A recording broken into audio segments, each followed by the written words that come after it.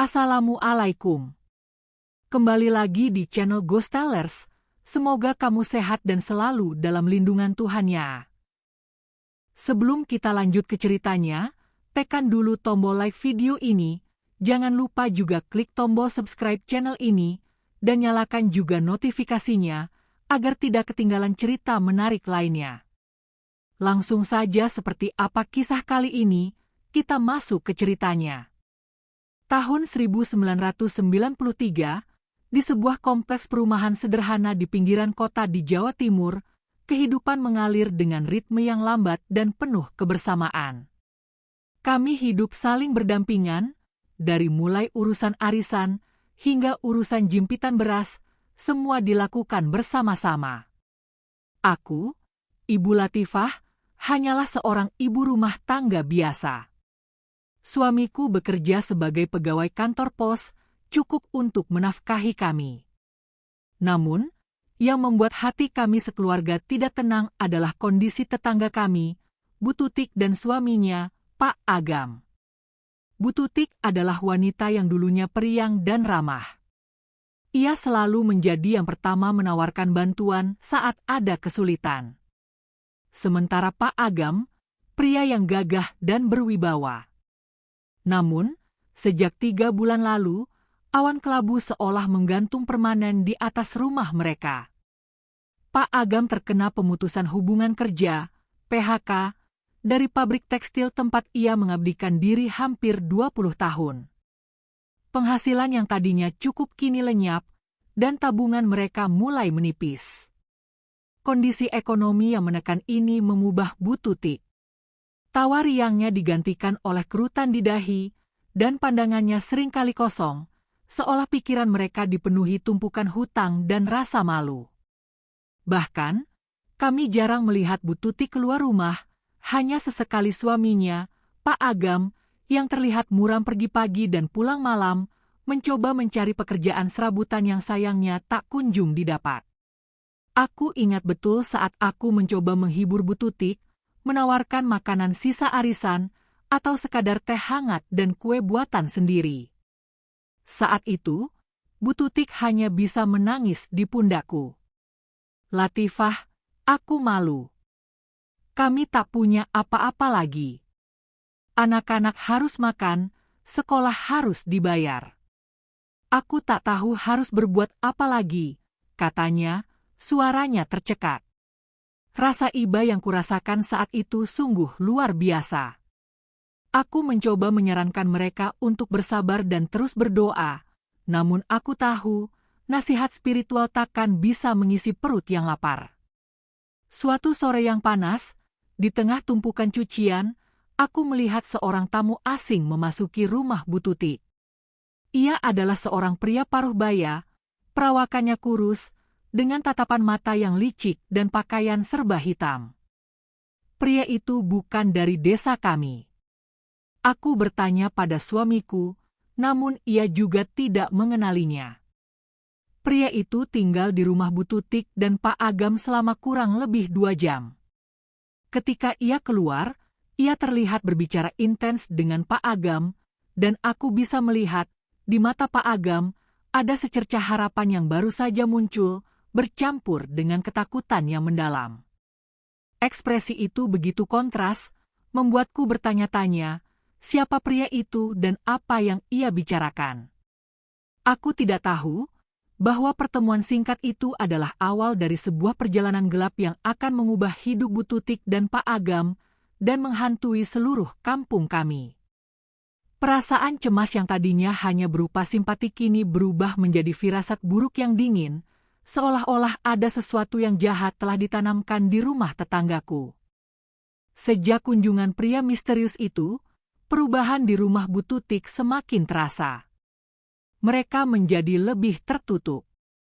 Pak Agam berhenti mencari pekerjaan serabutan, dan Bu Tutik bahkan menolak undangan arisan yang biasanya ia hadiri. Mereka seolah menarik diri dari pergaulan sosial, menciptakan isolasi yang terasa aneh di tengah kehidupan kampung kami yang komunal. Aku mencoba mengunjungi mereka, membawakan sekotak nasi dan lauk pauk, namun pintu rumah mereka selalu tertutup rapat. Hanya gorden tipis yang bergoyang di tiup angin, seolah mengejek rasa ingin tahu dan kepedulianku. Suatu pagi, saat aku sedang menyiram bunga di halaman, aku berpapasan dengan Pak Bardi, seorang tukang becak yang biasanya mangkal di ujung gang. Ia tampak tergesa-gesa dan raut wajahnya penuh kekhawatiran. "Bu Latifah, sudah dengar kabar dari rumah Pak Agam?" tanyanya, suaranya berbisik, takut didengar orang lain. Aku menggeleng. "Ada apa, Pak Bardi?" "Mereka baik-baik saja." Pak Bardi mendekat, berbisik, "Kemarin malam, aku mengantar seorang teman Pak Agam. Namanya katanya Pak Darto, yang datang beberapa hari lalu itu. Dia bilang, dia menyarankan Pak Agam dan Bu Tutik untuk mencari rezeki ke timur." Mencari rezeki ke timur. Di Jawa Timur, semua orang tahu, frasa itu seringkali merujuk pada Gunung Kawi, tempat yang terkenal dengan praktik pesugihan dan ritual mencari kekayaan instan. Aku merasakan darahku mengering. Aku tidak menyangka keputusasaan bisa mendorong seseorang sejauh ini. Aku bertanya, "Gunung Kawi? Apa Pak Bardi yakin?" "Aku tidak yakin, Bu Latifah, tapi Pak Darto itu menyeringai aneh saat menyebut nama itu. Dia bilang, rezeki memang harus dijemput, apalagi kalau jalannya sudah ditunjukkan." Aku hanya mengantar, "Bu, tapi aku tidak suka dengan tatapan mata Pak Darto itu. Terlalu licik, terlalu kosong," kata Pak Bardi, lalu bergegas pergi, seolah takut terkena sial hanya karena membicarakan hal itu. Sore harinya, saat matahari mulai terbenam dan azan maghrib berkumandang, aku melihat Bu Tutik dan Pak Agam keluar dari rumah. Mereka membawa tas ransel besar, pakaian mereka rapi, namun wajah mereka terlihat sangat tegang. Mereka tidak pamit kepada siapapun. Mereka hanya berjalan cepat menuju jalan raya utama. Bu Tutik sempat berhenti sejenak di depan pagar rumahku. Mata kami bertemu. Dalam tatapannya, aku melihat campurannya mengerikan, ketakutan yang membeku dan tekad yang membara. Ia tidak mengatakan apa-apa. Ia hanya menunduk, lalu bergegas menyusul Pak Agam. Aku mencoba memanggilnya, "Bu Tutik, mau kemana?" Namun, suaraku seolah tertelan oleh angin senja. Mereka menghilang di balik tikungan jalan, meninggalkan rumah mereka yang kosong dan menyisakan firasat yang sangat tidak nyaman di benakku. Aku tahu, kepergian ini bukan untuk mencari pekerjaan biasa. Ini adalah perjalanan yang didorong oleh keputusasaan menuju tempat yang gelap. Sebuah perjalanan yang mungkin tidak akan pernah membuat mereka kembali sebagai manusia yang sama. Aku kembali ke rumahku, namun pikiranku terus-menerus terbayang wajah Bu Tutik yang penuh ketakutan bercampur dengan tekad yang dingin.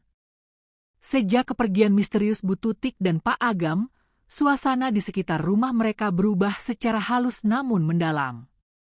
Keheningan yang menyelimuti kediaman itu terasa tidak alami. Rumah-rumah tetangga lain selalu diwarnai suara tawa anak-anak, gesekan sapu lidi, atau denting piring. Namun, di rumah Bu Tutik, yang tersisa hanyalah kesunyian yang tebal, seolah-olah seluruh suara dan kehidupan telah diserap oleh dinding-dindingnya. Aku, Ibu Latifah, mulai menghabiskan lebih banyak waktu di teras depan, bukan karena ingin bergosip, melainkan karena ada perasaan mendesak untuk mengamati. Rasa ingin tahuku bercampur dengan firasat buruk yang terus menusuk. Keganjilan pertama yang kulihat adalah pada tanaman di halaman mereka. Bu Tutik sangat mencintai tanamannya. Selalu ada bunga sepatu merah merona dan tanaman lidah mertua yang hijau segar. Namun, hanya 3 hari setelah kepergian mereka, bunga sepatu itu layu secara mendadak. Bukan layu karena kekurangan air, tetapi layu dengan cepat, seolah-olah ada tangan tak kasat mata yang mencekik kehidupan dari setiap daun dan kelopaknya. Bahkan tanah di sekitar pot-pot itu tampak lebih kering dan retak, meskipun malam sebelumnya sempat turun hujan gerimis. Aku mendekati pagar, mencoba menyentuh salah satu daun lidah mertua yang seharusnya kuat, namun daun itu rapuh, mudah hancur menjadi debu hitam di antara jari-jariku. Aku merasakan hawa dingin yang aneh dari balik pagar, hawa dingin yang tidak wajar di siang hari bolong. Ini membuatku mundur dengan cepat, mencuci tanganku berkali-kali seolah-olah aku telah menyentuh sesuatu yang najis dan menularkan. Selain tanaman, aku juga mencemaskan Mbah Rahmi, Ibunda Bu Tutik. Mbah Rahmi adalah seorang wanita tua yang tinggal bersama mereka, sosok yang sangat rapuh dan jarang terlihat keluar. Sebelum kepergian Bu Tutik, Mbah Rahmi masih sering terlihat duduk di kursi rotan di teras, menikmati matahari pagi. Namun, sejak saat itu, ia menghilang dari pandangan. Aku sempat mencoba mengetuk pintu untuk memastikan keadaannya, namun tidak ada jawaban. Aku khawatir, bagaimana Mbah Rahmi bisa bertahan sendirian tanpa Bu Tutik yang merawatnya dan menyiapkan makanan? Kekhawatiran ini terus menggerogoti pikiranku, membuatku berpikir untuk memanggil Pak Kades. Namun aku takut dianggap terlalu mencampuri urusan rumah tangga orang lain. Malam harinya, aku mulai mengalami mimpi buruk yang semakin intens dan berulang.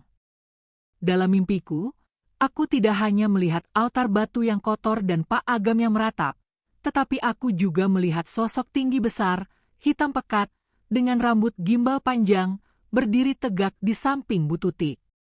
Sosok itu mengeluarkan tawa yang bergetar, tawa yang menusuk gendang telinga dan menggetarkan jiwaku. Itu adalah gambaran yang sangat menyerupai genderuwo, sosok jin besar yang sering dikaitkan dengan tempat-tempat angker dan praktik pesugihan hitam.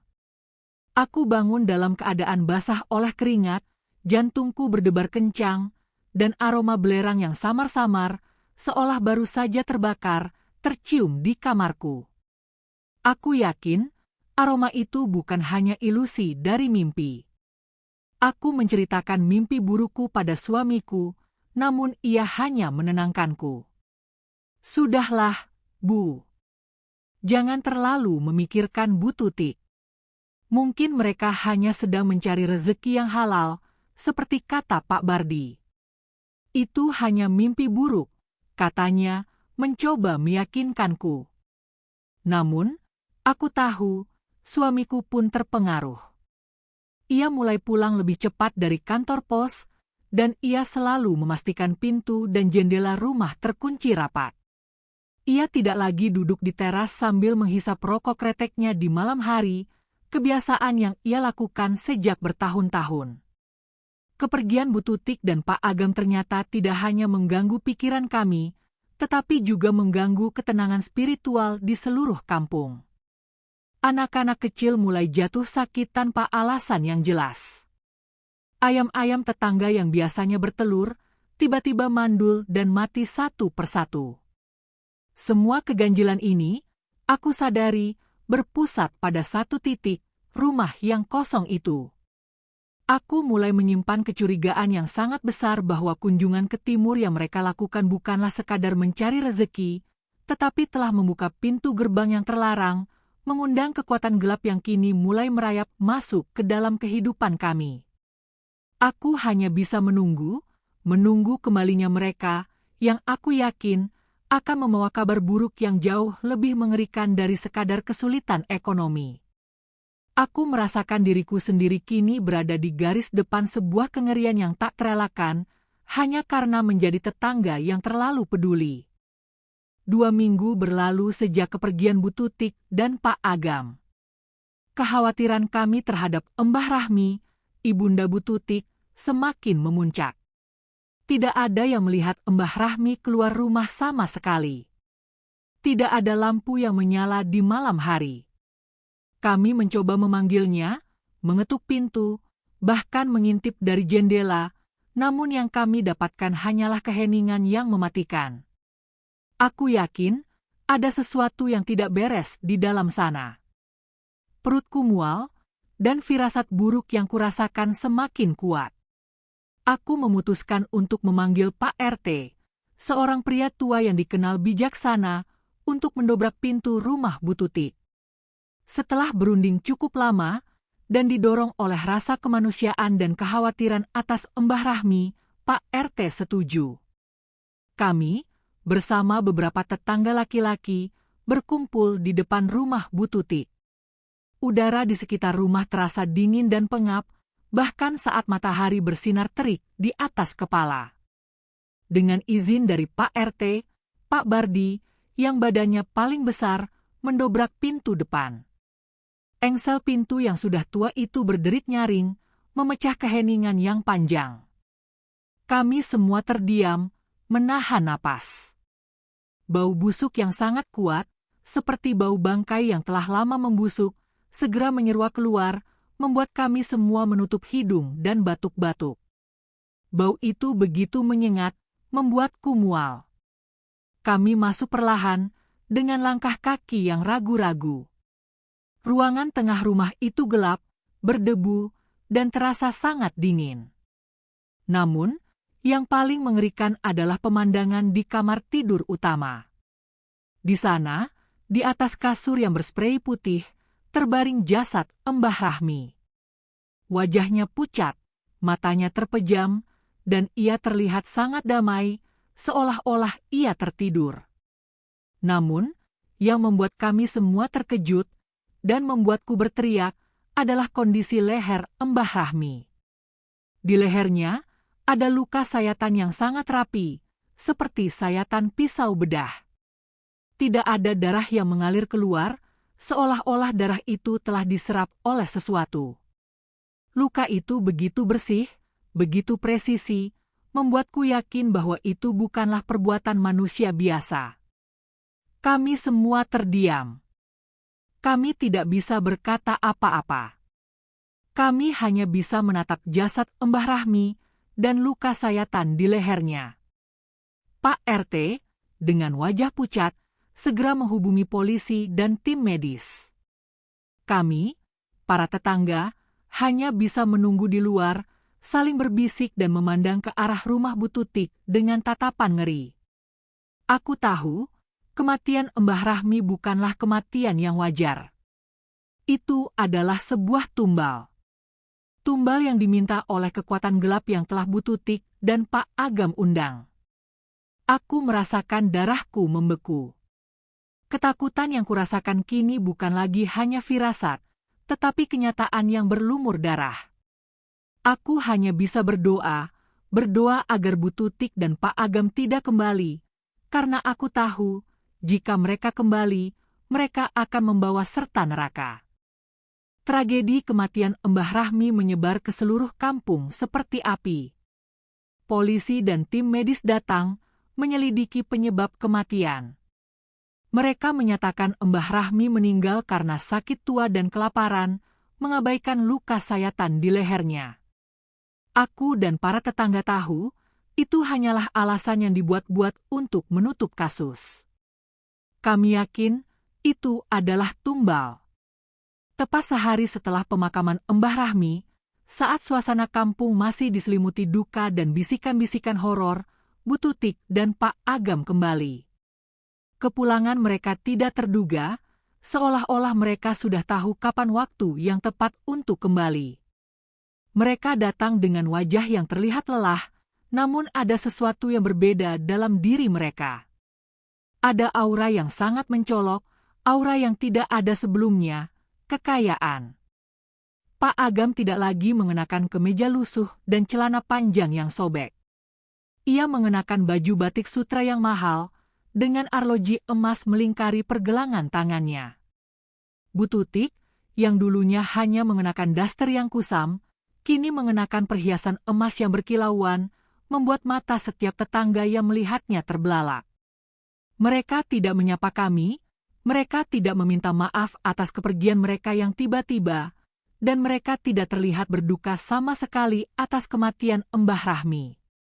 Rumah mereka, yang tadinya kosong dan berdebu, kini direnovasi secara besar-besaran. Dalam waktu semalam, rumah itu berubah menjadi mansion kecil dengan pagar tinggi, gerbang besi, dan taman yang dihiasi bunga-bunga mahal. Uang mengalir deras, seolah-olah tak ada habisnya.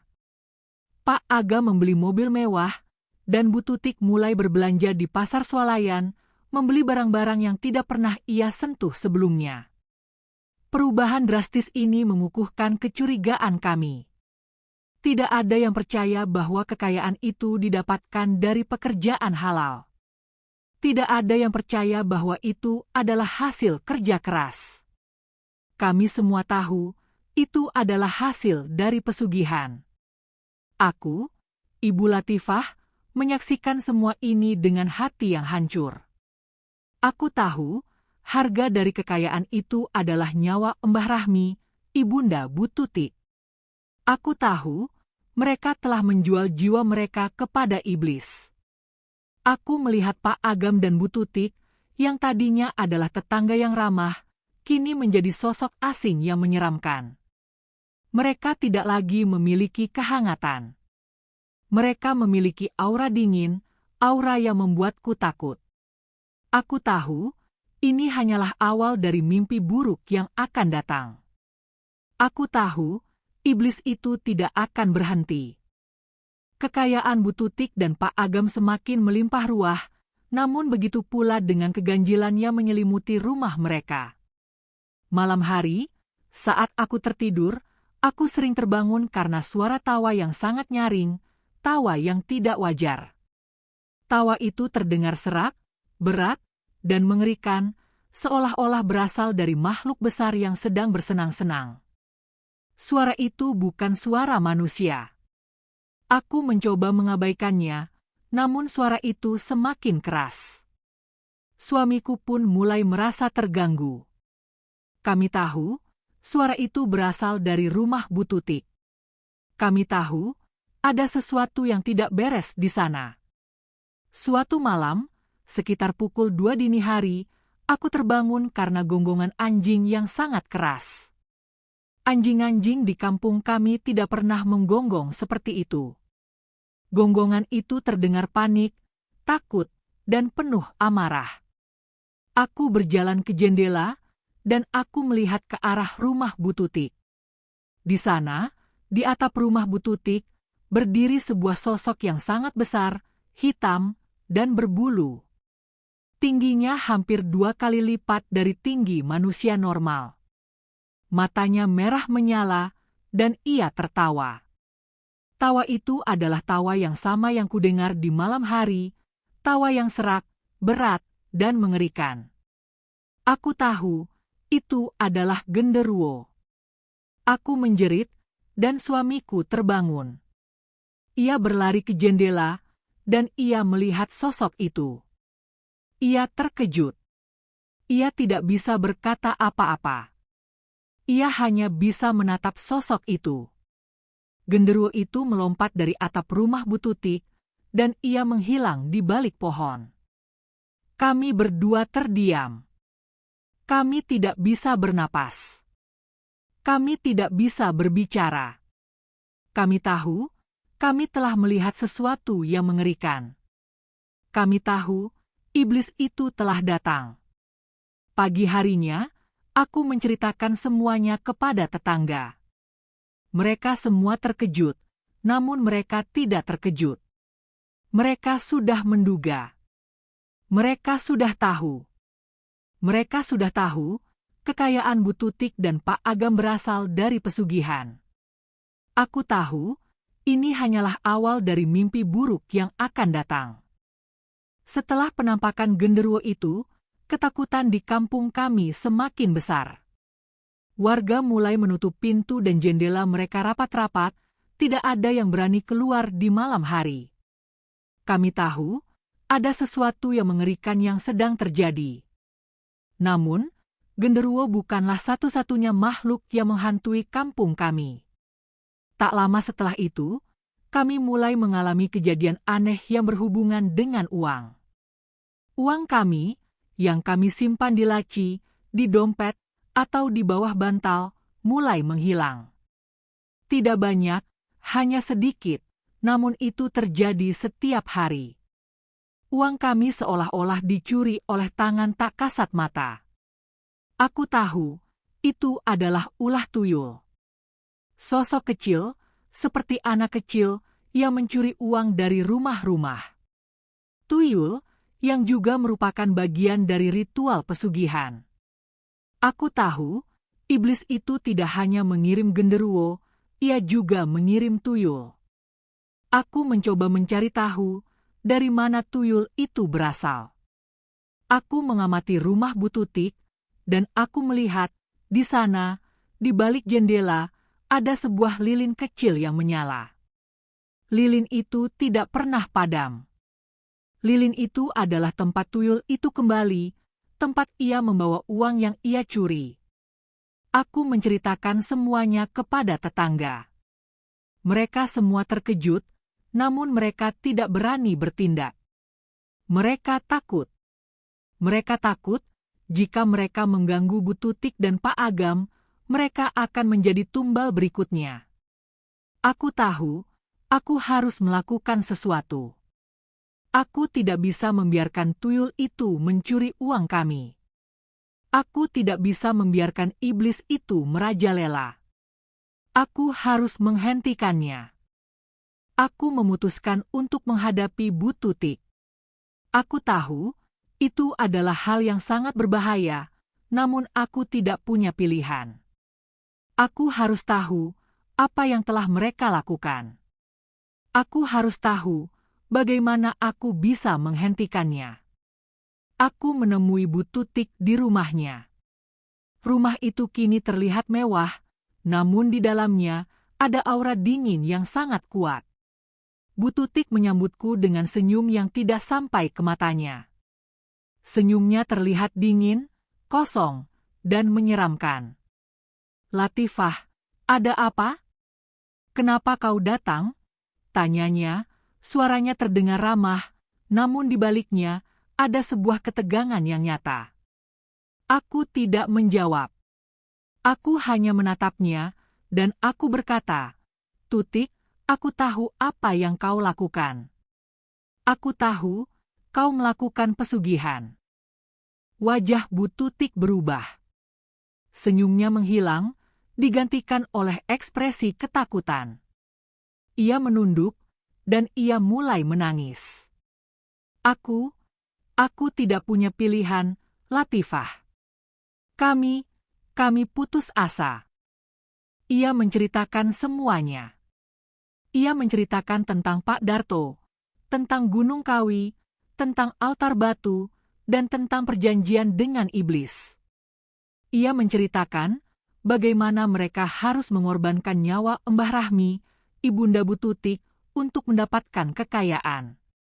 Ia menceritakan bagaimana iblis itu mengirim genderuwo dan tuyul untuk menjaga mereka dan untuk mendapatkan tumbal berikutnya. Aku tidak ingin melakukannya, Latifah," bisiknya, suaranya parau. "Tapi, aku tidak punya pilihan. Kami harus hidup. Aku tidak tahu apa yang harus aku lakukan. Aku tidak tahu bagaimana aku bisa menghentikannya. Aku hanya bisa menangis. Aku menangis karena aku tahu Bu Tutik telah menjual jiwanya. Ia telah menjadi budak iblis." Pengakuan Bu Tutik terasa seperti pukulan keras bagiku. Aku tidak menyangka tetangga yang aku cintai bisa melakukan hal yang begitu mengerikan. Namun, yang lebih mengejutkan adalah reaksi Pak Agam. Ia tidak merasa bersalah sama sekali. Ia terlihat senang, ia terlihat bahagia. Aku menemui Pak Agam di rumahnya. Ia sedang duduk di sofa mewah, menghitung uang. Ia tertawa, tawanya terdengar serak, berat, dan mengerikan. Ia terlihat berbeda, ia terlihat seperti orang yang gila. "Latifah, kau datang? Mau pinjam uang?" tanyanya, suaranya terdengar sombong. Aku menatapnya, dan aku berkata, "Agam, Kau tahu apa yang kau lakukan. Kau tahu, kau telah menjual jiwamu. Pak Agam tertawa lagi. Jiwa? Apa itu jiwa? Yang penting aku punya uang. Yang penting aku bisa hidup mewah. Kau tahu, Latifah? Uang adalah segalanya. Uang adalah kekuasaan. Uang adalah kebahagiaan. Aku menyadari, Pak Agam telah berubah. Ia tidak lagi sama. Ia telah menjadi budak uang. Ia telah menjadi budak iblis. Aku tahu, aku tidak bisa lagi berbicara dengannya. Ia sudah terlalu jauh. Aku kembali ke rumahku dengan hati yang hancur. Aku tahu, aku tidak bisa lagi menyelamatkan mereka. Aku hanya bisa menyelamatkan diriku sendiri dan keluargaku. Aku harus melakukan sesuatu untuk menghentikan iblis itu. Aku harus melindungi kampung kami. Aku memutuskan untuk mencari bantuan. Aku tidak bisa menghadapi iblis itu sendirian. Aku harus mencari orang yang bisa membantuku. Aku memutuskan untuk menemui Kiai Nur, seorang ulama yang tinggal di desa sebelah. Kiai Nur dikenal memiliki ilmu agama yang tinggi dan kemampuan untuk mengusir jin dan setan. Aku menemui Kiai Nur, dan aku menceritakan semuanya kepadanya. Aku menceritakan tentang Bu Tutik dan Pak Agam, tentang Gunung Kawi, tentang Genderuwo dan Tuyul. Kiai Nur mendengarkanku dengan tenang, matanya terpejam, seolah-olah ia sedang berkomunikasi dengan dunia lain. Setelah aku selesai, Kiai Nur membuka matanya. Wajahnya terlihat sedih. Mereka telah membuka pintu gerbang yang terlarang, Bu Latifah, katanya, suaranya parau. Iblis itu tidak akan berhenti. Ia akan terus menuntut tumbal. Aku bertanya, apa yang harus saya lakukan, Kiai? Saya harus melindungi kampung kami. Kiai Nur tersenyum. Kau tidak perlu takut, Bu Latifah. Allah Subhanahu wa Ta'ala akan melindungi kita. Kau hanya perlu melakukan apa yang kau bisa. Kiai Nur memberiku beberapa amalan dan doa. Ia menyuruhku untuk membacanya setiap malam, dan ia menyuruhku untuk menyiramkan air yang telah dibacakan doa ke sekeliling rumah Bu Tutik. Air itu akan menjadi benteng, Bu Latifah, katanya. Benteng yang akan melindungi kampung kita. Aku kembali ke kampung dengan hati yang lebih tenang. Aku tahu, aku tidak sendirian. Aku punya Allah Subhanahu wa Ta'ala, dan aku punya Kiai Nur. Aku akan melawan iblis itu. Aku akan melindungi kampung kami. Malam itu adalah malam satu suro, malam yang dianggap keramat dalam kepercayaan Jawa. Aku tahu, di malam itu, kekuatan gaib akan mencapai puncaknya. Aku tahu, di malam itu, Genderuwo dan Tuyul akan beraksi. Aku harus bertindak. Aku mengambil air yang telah dibacakan doa oleh Kiai Nur, dan aku berjalan ke rumah Bu Tutik. Aku melihat, di sana, di atap rumah Bu Tutik, Genderuwo itu sedang tertawa. Tawanya terdengar serak, berat, dan mengerikan. Aku tidak takut. Aku tahu, aku punya Allah Subhanahu wa Ta'ala. Aku mulai menyiramkan air itu ke sekeliling rumah Bu Tutik. Air itu terasa dingin, dan di dalamnya ada energi yang sangat kuat. Air itu adalah benteng, benteng yang akan melindungi kampung kami. Tiba-tiba, Genderuwo itu menjerit. Jeritan itu begitu nyaring, begitu memilukan.